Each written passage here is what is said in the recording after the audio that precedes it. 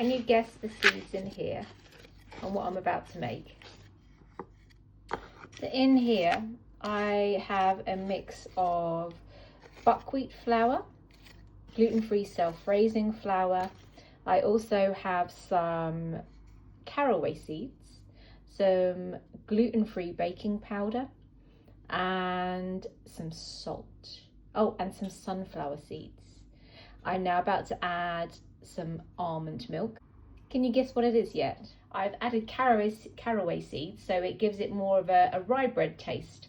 And yes, so rather than eating stuff that leaves me feeling a bit bleh, I'm now back to eating stuff that makes me feel great.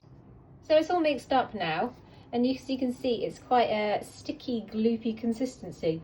And if you're used to making gluten-free bread, you'll know that obviously without the gluten in bread, it's hard to hold things together. So buckwheat flour, however, has a bit of a slimy consistency when liquid is added.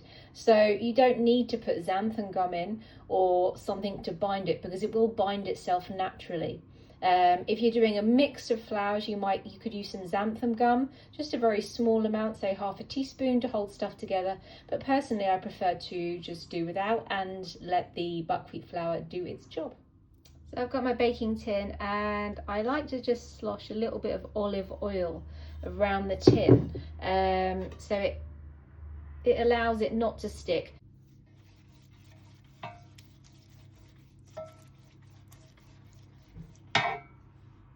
One loaf ready to go in. I sprinkle a bit of salt on top. And now I wait for 90 minutes whilst it bakes, and I have a cup of tea.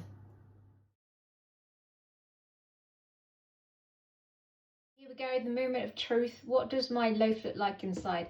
Sometimes I take it out too soon and it's underbaked, so let's have a little go.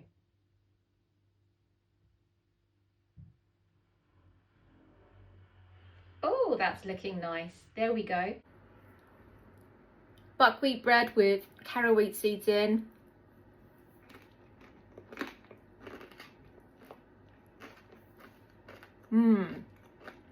That's a win. And it's going to be so much nicer when I put my sauteed mushrooms, spinach, some vegan cheese on top.